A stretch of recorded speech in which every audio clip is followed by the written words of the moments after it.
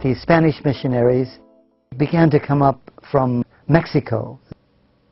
Father Junipero Serra and Father Crespi, who had been a student of Father Junipero Serra when he taught in Mallorca, and they had come together to the Californias.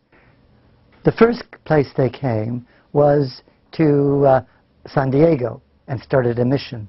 The second place they moved from San Diego then was to Monterrey. And there they started a mission. When the Spanish arrived, they brought in their horses, they brought in their weapons, they brought in their values, they brought in their culture, they brought in their traditions, they even brought in their religion.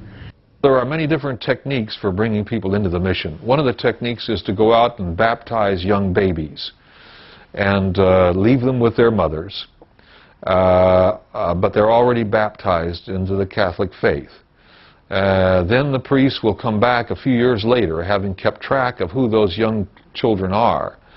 And when they reach an age where they are old enough to be really inducted into the faith, the Spanish priest will come and gather up those babies and take them away from their parents on the grounds that they're already Christians and therefore they cannot be raised by pagan parents.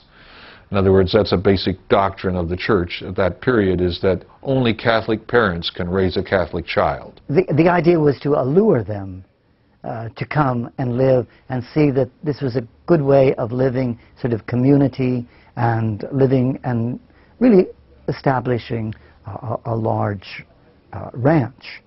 And so the mother will come into the mission to be with her child. And then often later the husband will follow. So that's what might be called voluntary recruitment.